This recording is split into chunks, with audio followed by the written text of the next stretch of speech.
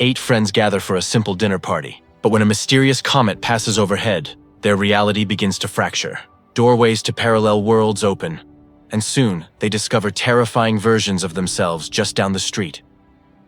The story begins not with a bang, but with a crack. We see a woman named M driving to a dinner party at a friend's house. She is on the phone with her boyfriend Kevin when suddenly the call drops. Her phone screen inexplicably glitches and cracks all by itself, right in her hand. It is a strange, unsettling moment, but she shrugs it off and continues to the party. This is no ordinary reunion. The hosts are Mike and Lee, and the other guests are a close-knit group of friends. The atmosphere is warm, but there are subtle tensions simmering beneath the surface. Lee tells them that their friend Amir is bringing his new girlfriend, Lori, to the party. This makes M visibly uncomfortable, because Lori is Kevin's ex-girlfriend, and M suspects that Lori might still have feelings for him. Soon, Kevin himself arrives with another guest, Hugh, who is Beth's husband. The group is now complete. As they all sit down for dinner, M shares a strange piece of news. She tells everyone that tonight, a rare comet is passing extremely close to Earth, an event that happens only once every century. She recounts a bizarre story from the last time this comet passed. In a small town, people reported experiencing strange shifts in reality. One woman even went to the police, claiming that a man who looked exactly like her husband was in her house. The chilling part? She had killed her real husband the night before. The group laughs it off, dismissing it as a spooky urban legend. But then, Hugh holds up his phone. The screen is covered in a spiderweb of cracks, just like M's. An odd realization dawns on them. All their cell phones have no service. As they are discussing this series of strange events, the entire neighborhood is suddenly plunged into darkness. The power is out everywhere, except for one house just down the street, where a single light glows in the overwhelming blackness. The friends light some candles and grab blue glow sticks to see. They look out the window at the one lit house and wonder if they should go there for help. It is then that they look up and see the comet, a brilliant and ominous streak across the night sky. When they come back inside, they are met with another shock. A glass sitting on the kitchen table has shattered all on its own, for no apparent reason. The atmosphere in the house shifts from casual to deeply unnerving. The strange glitches are no longer just stories. They are happening right here, right now. It is in this moment of confusion and fear that Hugh and Amir decide to be the brave ones. They make a decision to leave the safety of their dark house and walk over to the one house that still has power, hoping to use their phone or find some answers. Hugh plans to call his brother from that house to tell him about the strange events, because his brother is a physicist and might have an explanation. The two men head out into the dark.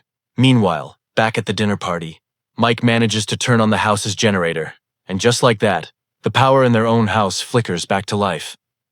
A little while later, Hugh and Amir return, but they are not the same. They are visibly shaken and terrified. Hugh has a bleeding cut on his forehead, and Amir is clutching a small, strange box.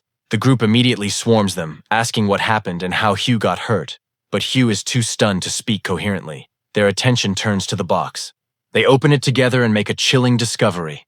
Inside are photographs of all 8 of them. It's their group, but these are photos they never posed for. Even more disturbing, each photo has a random number written on the back. A wave of fear and confusion washes over everyone. They press Hugh for answers, demanding to know what he saw. Finally, Hugh manages to tell his story. He explains that when they entered the lit house, they saw all of them. The people inside were exact copies of their entire group, sitting around the table and having dinner, just like they were. At first, the friends think this is a sick joke, but the terror on Hugh and Amir's faces tells them it is not. Hugh, still determined to contact his brother, writes a note. The note simply says that he just wants to use their phone. He plans to go back and leave this note at the other house to prove his peaceful intentions. But as he is about to leave, they hear a noise at their own front door. They open it cautiously, and to their absolute horror, they find the exact same note, written in Hugh's own handwriting, already sitting on their doorstep. The reality of their situation finally crashes down on them. They realize the comet's passage has done something unimaginable. It has created multiple overlapping timelines. The other house contains another version of themselves, and that other version had the exact same idea, sending the note a few moments before they could. They are not just witnessing a parallel reality, they are interacting with it. Driven by a desperate need to understand, a small group, Mike, Kevin, and Lori, volunteers to go outside and investigate. M, fueled by her own anxiety and a refusal to let Lori be alone with Kevin, joins them. They take blue glow sticks to identify themselves. But when they step out, they can no longer see the other house clearly. Instead, they find a strange, localized area of intense darkness. They push through this unnatural blackness and suddenly find themselves looking at a house with its lights on. As Mike peers through a window into that house, he freezes. He is looking at themselves. He sees the back of his own head as he peers through the window from inside. But then, they hear a sound behind them. They turn around slowly and see a group of shadowy figures standing in the dark. These figures look just like them, but they are holding red glow sticks, not blue. The sight is utterly terrifying. Panic takes over, and Mike, Em, Kevin, and Lori turn and run for their lives, desperate to get back to the safety of their own home. They burst back into the house, breathless and terrified from their encounter with the versions of themselves holding red glow sticks. They tell the others what they saw, and Hugh and Amir confirm that they also passed through a strange, dark area to get to the other house. The group is now completely consumed by confusion and fear. Em, trying to apply logic to the chaos, remembers something. She asks Hugh if he has a physics book in his car. She explains that his brother, the physicist, left a book at his house, and Hugh kept it in the trunk of his car. Hugh goes outside to his car and retrieves the book. It is a text on quantum physics. As they read through it, the pieces of the puzzle finally start to fall into place. They realize that the comet's passage is responsible for everything. The comet's radiation has created temporary black spots, or zones that act as gateways between realities. They understand that they are now living inside a real-world quantum experiment, where multiple, parallel realities are coexisting and overlapping in their neighborhood. This is the many worlds theory made terrifyingly real. The dark zone outside is a doorway to another reality. Every time one of them walked through that darkness, like Hugh and Amir did earlier, and like Mike, Kevin, and Lori just did, they didn't just walk to another house, they crossed into a different timeline. The most shocking realization hits them. When Amir and Lori arrived at the party hours ago, they must have walked through one of these zones without knowing it. The Amir and Lori who have been with them this whole time are not from their original reality. They are interlopers from a parallel world. Mike adds another layer to this terrifying puzzle. He reveals that when he peered into the other house's window, he saw their version of Lee sleeping on the couch, but in their own reality, Lee is also sleeping upstairs. This confirms that while there are multiple copies of them, their actions are not perfectly synchronized. The events in each reality are playing out slightly differently. This gives Em a dangerous idea. She realizes that in some of these other realities, the people might not have found the physics book yet. Since the book was in Hugh's car, a unique object that wasn't inside every house, it's a resource that not every version of themselves possesses. The group makes a fateful decision. They decide to be proactive. They will sneak into one of the other versions of their house and steal that house's copy of the physics book before those people can find it. This way, they will have more information, and the other group will have less. To create a distraction for this theft, Mike devises a plan. He remembers that in another reality, he and Lee's friend had a brief romantic relationship 12 years ago. He decides he will use this secret to blackmail the other Mike, allowing their own group to sneak in and steal the book. It is a plan born of desperation, one that pits them directly against their own doubles in a battle for knowledge and survival. Meanwhile, Mike leaves the house to execute his blackmail plan. Inside, we see Em in the kitchen with Beth and Lee. Beth notices a unique decorative vase and asks Lee where she got it. The moment Lee answers, Em's blood runs cold, because this is the exact same conversation that happened at the very beginning of the party, in what she thought was her original reality. This simple question is the final proof she needs. She realizes that when Mike, Kevin, and Lori went outside earlier, they never truly came back. The people who returned are not from her reality. In fact, anyone who has stepped outside has been replaced. This terrifying realization spreads. Hugh and Amir, who have been quiet, make a discovery of their own. They check their glow sticks and find that they are now glowing red, not blue. This confirms that they too are from a different reality, having been swapped at some point during their trips outside. Panicked by this revelation, they grab the box of photos and the physics book and flee into the night. When the rest of the group realizes that Hugh and Amir have escaped with their crucial evidence, a new wave of paranoia crashes over them. Em is especially frantic, now fully understanding that their group is a chaotic mix of people from different timelines, all pretending to be the originals. A terrifying thought crosses her mind. Maybe the infiltrators have killed the real Hugh and Amir from their reality. When Kevin goes to look for them, Lori stops him at the gate and kisses him, a clear indication that she still has feelings for him. Beth witnesses the secret kiss and immediately tells Em everything. However, when Kevin returns, he outright denies that it ever happened. As they are arguing, they hear a noise outside.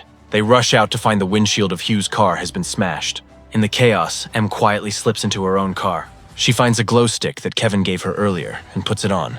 But as she steps out of the car, she comes face to face with a Kevin who is not her Kevin. They both stare at each other, realizing in an instant that they are from different realities, and they both run away in opposite directions, terrified. Em makes it back to the house, but the situation there is only getting worse. The power suddenly goes out again. Looking out the window, they see two figures approaching.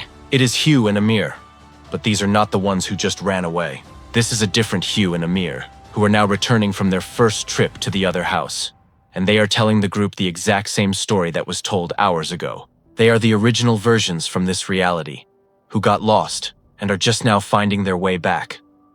The house is now filled with duplicates, and the atmosphere is thick with suspicion and fear. To try and create order, they decide that everyone must write a random number on the back of their photo to identify their specific reality. But in the middle of this chaotic process, they hear a knock at the door.